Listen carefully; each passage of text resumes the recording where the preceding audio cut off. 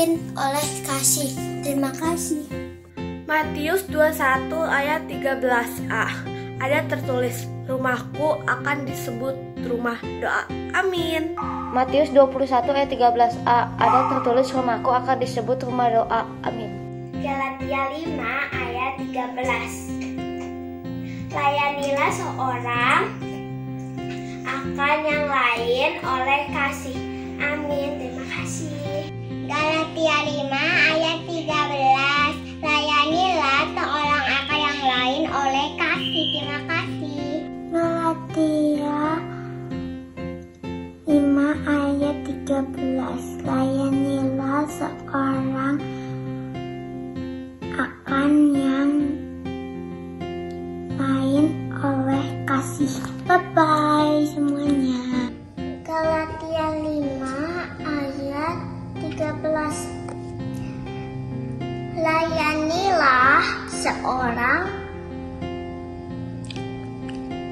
akan yang lain oleh kasih. Good job, dadah. Galatia 5 ayat 13. Layanilah seorang akan yang lain oleh kasih. Galatia 5 ayat 13. Layanilah seorang akan yang lain oleh kasih. Terima kasih. Galatia 5 ayat 13. Layanilah seorang akan yang lain oleh kasih. Terima kasih. Matius 21 ayat 13a. Ada tertulis, rumahku akan disebut rumah doa. Galatia 5 ayat 13. Layanilah seorang akan yang lain oleh kasih. Terima kasih. Bye-bye. Matius 21 ayat 13a. Ada tertulis, rumahku akan disebut rumah doa. Terima kasih. Galatia 5 ayat 13. Layanilah seorang akan yang lain oleh kasih. Matius 21 ayat 13a. Ada tertulis, rumahku akan disebut rumah doa. Amin. Galatia 5 ayat 13. Layanilah seorang akan yang lain oleh kasih. Galatia 5 ayat 13. Layanilah seorang akan yang lain oleh kasih. Amin. Matius 21 ayat 13. Dan berkata kepada mereka, ada tertulis, rumahku akan disebut rumah doa, tetapi kamu menjadikannya sarang penyamun. Galatia 5 ayat 13. Layanilah seorang akan yang lain oleh kasih. Terima kasih. Galatia 5 ayat 13. Layanilah seorang akan yang lain oleh kasih. Terima kasih. Amin.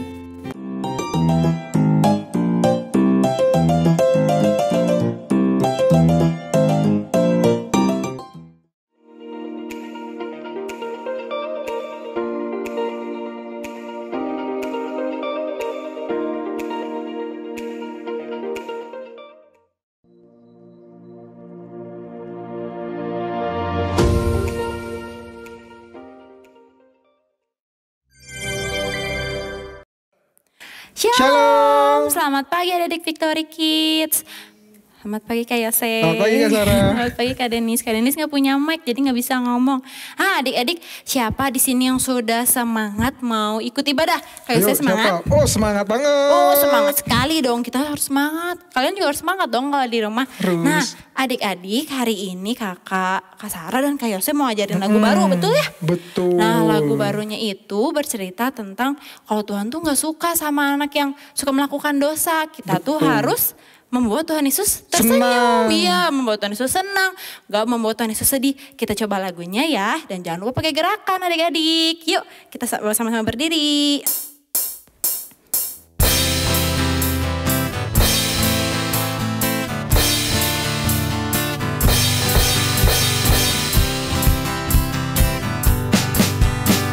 Jagalah hatimu terhadap dosa. Takutlah akan Tuhan senantiasa. Jagalah hatimu terhadap dosa. Takutlah akan Tuhan senantiasa. Masa depan sungguh ada dan harapanmu takkan hilang.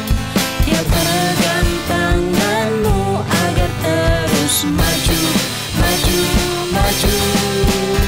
Masa depan sungguh ada dan harapanmu takkan hilang.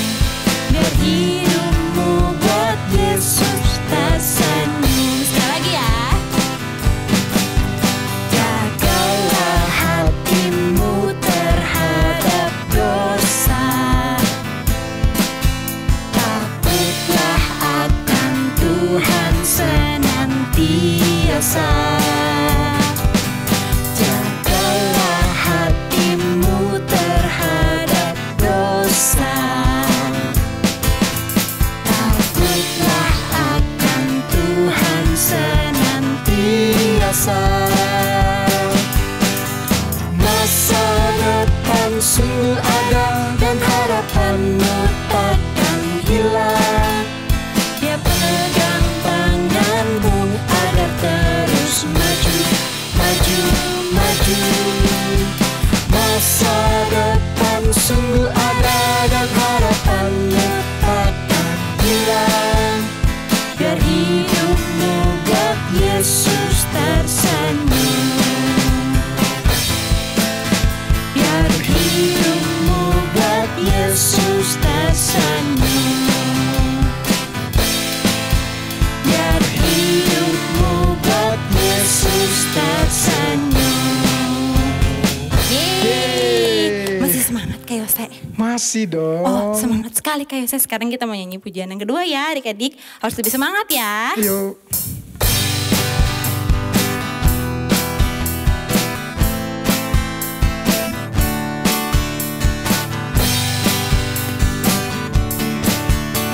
Tuhan Allah di tengah kita besar, besar. Dia senangkan dan girangkan dengan sukacita. Dia mengasihi dan bersuka karena kita. Tuhan Allah di tengah kita besar, besar, besar.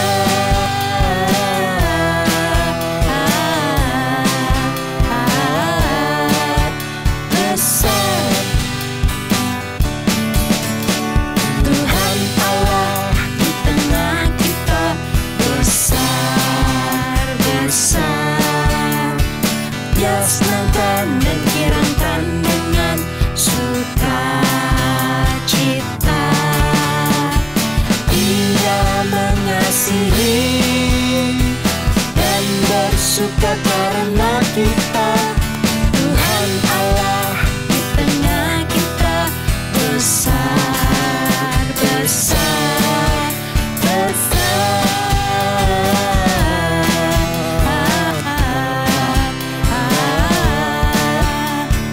Walaupun belum besar,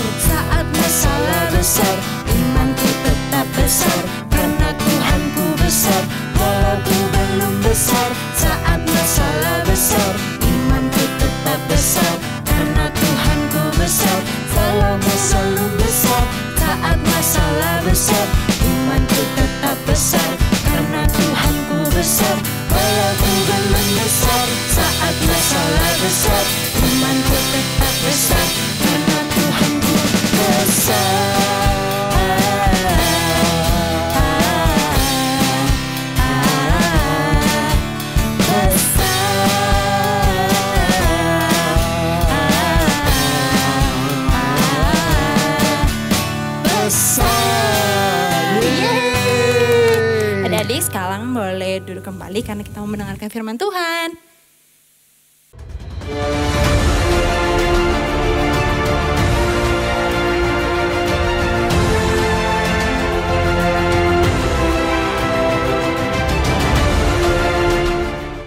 Halo, selamat pagi anak-anak semua. Wah, senang sekali ya kalian barusan sudah memuji Tuhan. Oke. Nah, Tuhan disenangkan karena pujian kalian. Sekarang kita mau mendengarkan firman Tuhan ya. Mendengarkan firman Tuhan, sebelumnya mari kita berdoa. Lihat pujiannya waktu anak Indrian, lipat tangan, tutup mata, kita berdoa. Allah Bapa yang kami kasihi dalam nama Tuhan Yesus, lebih bersyukur Tuhan sudah menjadikan kami seorang anak, seorang manusia yang sungguh sangat sempurna karena kami diciptakan oleh tangan-Mu. Terima kasih Bapa untuk penyertaan-Mu sepanjang malam sampai saat ini. Terima kasih juga kami saat ini boleh bersama-sama berbakti di rumah masing-masing. Kami percaya bahwa walaupun secara online, kami percaya bahwa Tuhan sendiri yang kami sembah memimpin kami semua supaya kami boleh duduk diam, boleh membuka telinga kami, membuka akal budi kami, untuk kami diberikan firman Tuhan. Terlebih, tolong kami supaya kami mengerti apa yang difirmankan. Terima kasih Bapak, bagi hamba yang menyampaikan firman Allah, supaya Roh Kudus sendiri yang turut campur tangan, biar firman yang disampaikan boleh menjadi berkat buat semuanya. Dalam nama Tuhan Yesus kami berdoa. Amin. Iya. Coba Tante lihat buku dulu ya. Minggu lalu kalian belajar apa sih? Tentang orang kaya yang bodoh ya. Nah, kita sedang belajar tentang bagaimana Tuhan Yesus mengajar murid-muridnya dan orang banyak mengenai prinsip yang harus kita lakukan ya, sama dengan kalian juga, oke? Dengan Tante juga kita diajarkan banyak hal.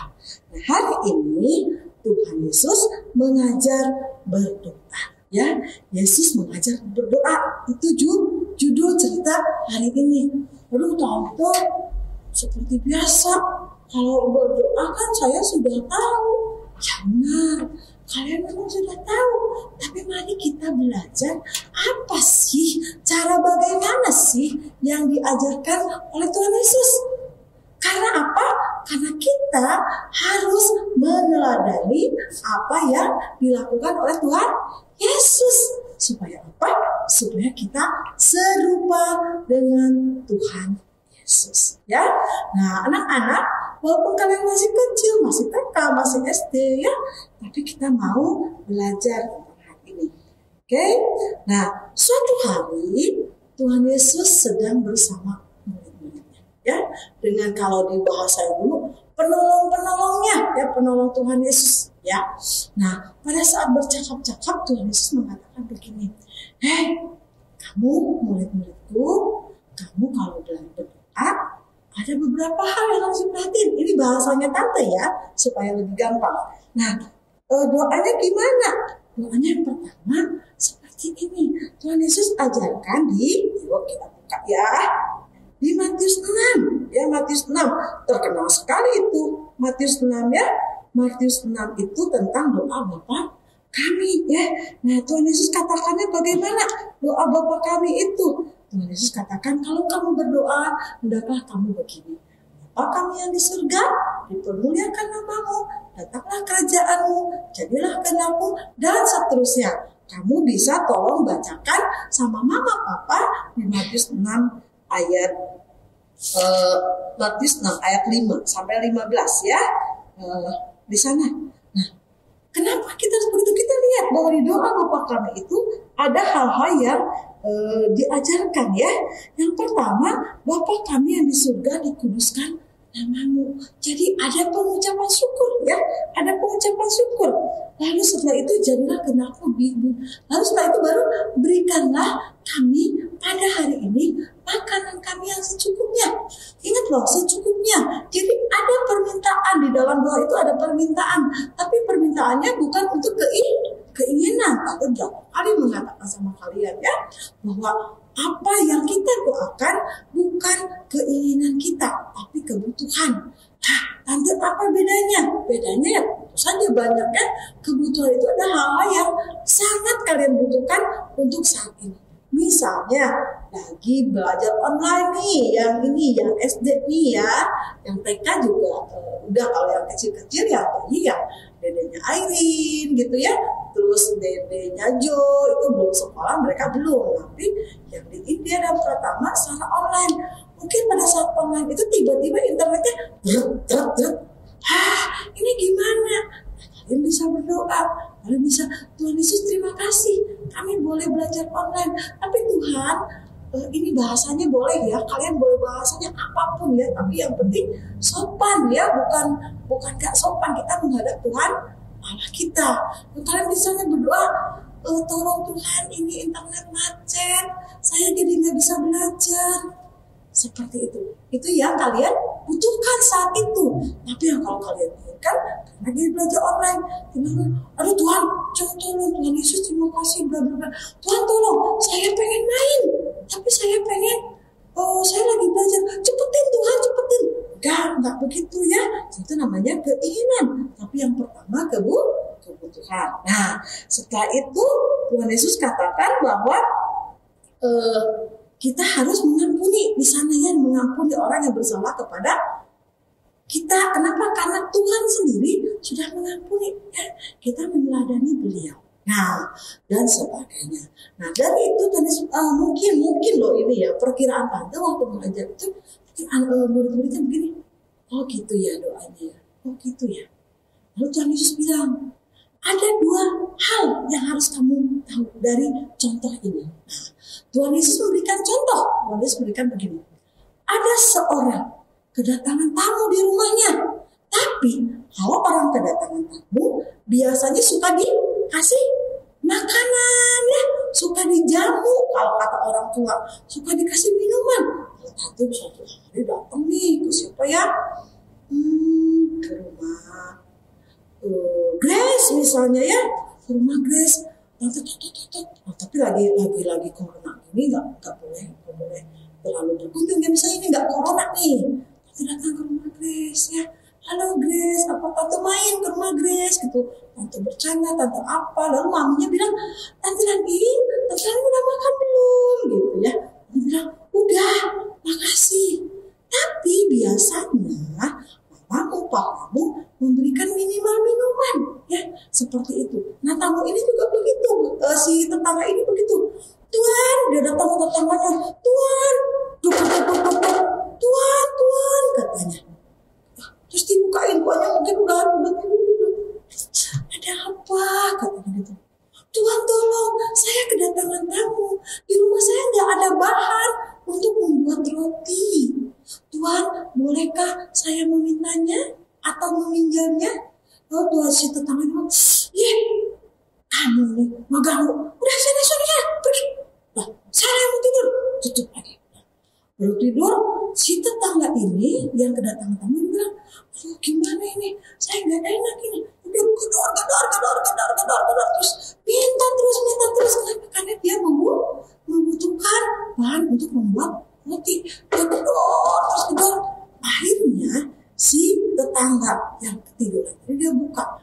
Dia bilang, ya udah nih saya kasih terigunya, atau apanya dia, mentega mungkin atau apa gitu, bahan-bahan untuk buat roti. Nah, si orang ini diberikan apa yang dimintanya, bukan keinginannya, tapi kebutuhannya.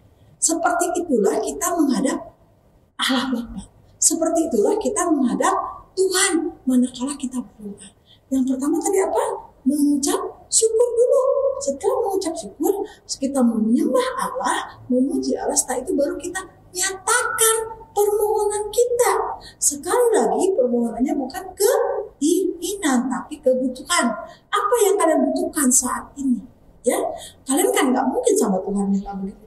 Tuhan Yesus tolong, saya punya pengen baby Benz. Baby Benz masih ada kayak mobil mewah dulu ya, sekarang apa ya mewah?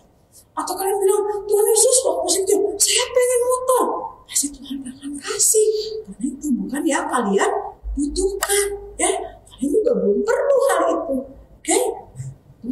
memberikan contoh yang tadi menunjukkan bahwa kalau kita berdoa, kita harus mendoakan yang dibutuhkan dan jangan jemu-jemu.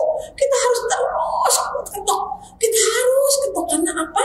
Karena Tuhan mengatakan, mintalah maka akan diberikan kepadamu. Carilah maka kamu akan mendapat. Ketuklah pintu. Nah ini urutannya nggak tahu nih benar apa enggak ya. Tapi itulah 3 hal. Kita harus mencari, kita harus meminta, kita harus mengetuk. Ya mengetuk. Supaya apa? Supaya Tuhan memberikan apa yang kita butuhkan. Ya itu contoh yang pertama. Contoh yang kedua dikisahkan begini. Tuhan Yesus mengatakan begini. Ada 2 orang. Nah kalian bisa baca ini di Lukas 18 ya. Lukas 18 itu tentang orang Farisi dengan pemungut cukai. Oke? Nah, orang Farisi merasa tadi menjadi orang yang sama-sama ya. Dia berdoa di tempat-tempat yang kelihatan ya. Seorang Farisi mengatakan kata Tuhan Yesus, ada seorang Farisi dan seorang pemungut cukai. Pemungut cukai adalah dia merasa berdosa. Orang Farisi merasa dia orang benar, dia berdoa di tepi-tepi yang bisa dilihat orang. Ya, dia bilang misalnya di pinggir jalan, Tuhan Yesus, aku ini seorang yang benar, aku ini selalu menyembah Tuhan, aku ini bla bla bla bla bla bla. No, bukan seperti itu doanya ya. Tapi kita lihat yang doa pemungut cukai. Doa pemungut cukai dia mengatakan di sini, di Alkitab dikatakannya begini. Sementara si Farisi mengatakan bahwa dia bukan berzina, dia tidak pernah berbuat dosa, dia berpuasa dan semuanya, dia mengagung-agungkan diri, tetapi pemungut cukai di Alkitab di dalam handphone ya dikatakan bahwa pemungut cukai itu berdoanya jauh sendiri ya, dia ngambil satu tempat, dia tidak mau orang-orang tahu tentang dia. Lalu dia bilangnya apa? Yuk kita baca ya di dalam Lukas 18 ayat 14 ayat 13 ya.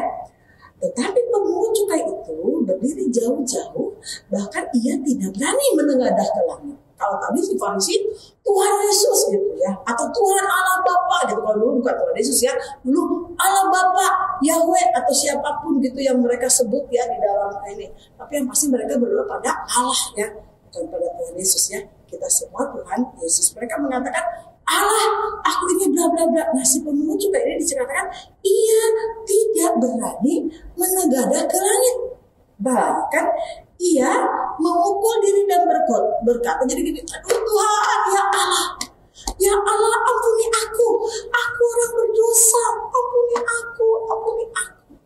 Nah Tuhan Yesus katakan dari 2 orang ini mana yang berkenan? Betul, cukai. Kenapa? Karena dia sudah merendahkan dirinya. Dia sudah mengakui bahwa dia berdosa. Ya, kenapa dia mengaku berdosa? Karena kita semua memang orang berdosa.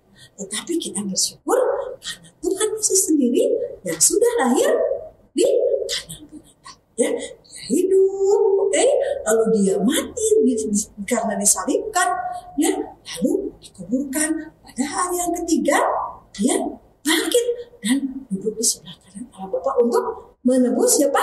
Dosa tante, dosa kamu, dosa papa, dosa mama, dosa semua. Ya, itulah sikap yang harus kita lakukan. Nah di sini sekali lagi kita berdoa tidak boleh kita mengagung-agungkan diri. Kita tidak boleh Tuhan saya sudah pelayanan, atau kalian mungkin Tuhan saya sudah membantu mama, saya sudah menjaga dedek, Tuhan saya udah cuci piring, Tuhan saya udah ini, saya udah belajar, saya udah ini. Jadi Tuhan tolonglah, saya pengen sepeda hari ini juga. Enggak begitu, ya enggak begitu. Oke, kita berdoa sekali lagi. Pertama, mengucapkan syukur. Ya, mengucap syukur kalau kita diberikan kehidupan, kalau kita sudah ditebus dosanya oleh Tuhan Yesus. Yang kedua, kita memuji Allah, kita meninggikan Allah, dan setelah itu kita melakukan permohonan.